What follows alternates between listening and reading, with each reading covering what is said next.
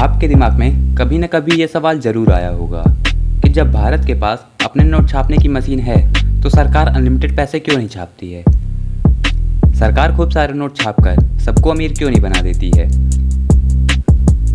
इससे देश की गरीबी भी मिट जाएगी और कोई बेरोजगार भी नहीं रहेगा, ना ही कोई भूखे पेट सोएगा और ना ही कभी कोई भीख मांगेगा। लेकिन सरकार ऐसा क्यों नहीं करती है, तो आइए जानते इस वीडियो में। मेरा नाम है अक्षत और मैं आपका स्वागत करता हूं अपनी YouTube channel untold history and mystery में। वीडियो शुरू करने से पहले मैं आपको बताना चाहता हूं कि इस वीडियो में एक छोटा सा गिव अवे रखा गया है।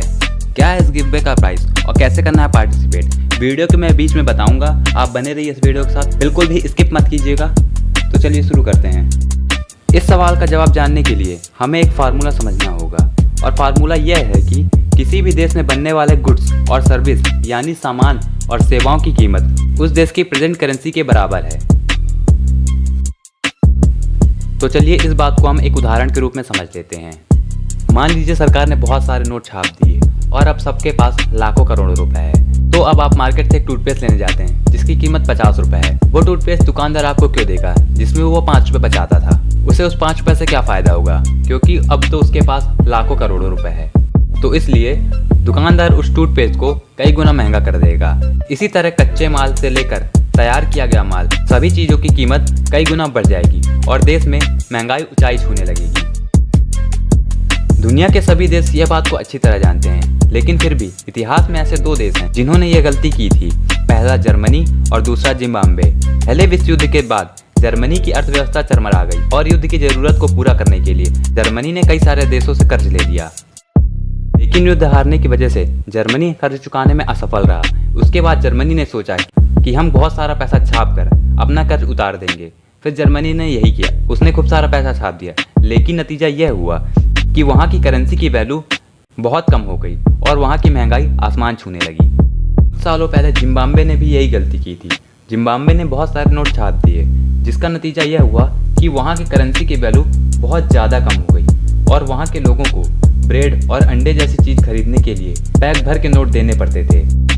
अब आप समझ ही गए होंगे कि देश में जितनी ज़्यादा नोट छपेंगी महंगाई उतनी ज़्यादा बढ़ेगी। ऐसा करने पर देश में आसमान छूता स्टॉक मार्केट जमीन पर आ गिरेगा। करेंसी जिसे आप यूज़ करते हैं उसकी वैल्यू नहीं होती है, बल्कि उसके एक्सचेंज की वैल्यू होती है। जैसे कितने सामान के बदले आप उसे नोट दे सकते हैं।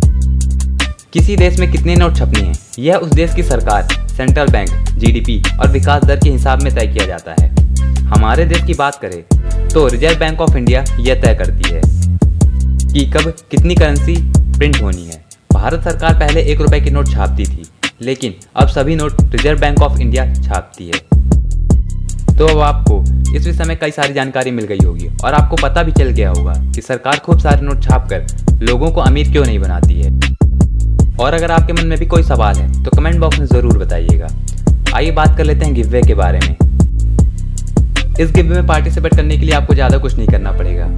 अगर आप मेरे चैनल में नए हैं तो चैनल को सब्सक्राइब कर लीजिए, वीडियो को लाइक कर दीजिए और आप मेरे वीडियो के बारे में क्या सोचते हैं, अच्छा बुरा जो भी कुछ, कमेंट बॉक्स में टाइप कर दीजिएगा और अपने दोस्तों को शेयर कर दीजिए। जितने ज़्यादा व्यू आपकी तरफ से आएंगे आपके जीतने के चांसेस उतने ज़्यादा बढ़ जाएंगे। इस गिव अवे का रिजल्ट 5 अगस्त शाम 7 बजे मेरे इंस्टाग्राम के अकाउंट पर मिल जाएगा। तो फॉलो कीजिए मेरे इंस्टाग्राम में और मिलते हैं नए वीडियो के साथ।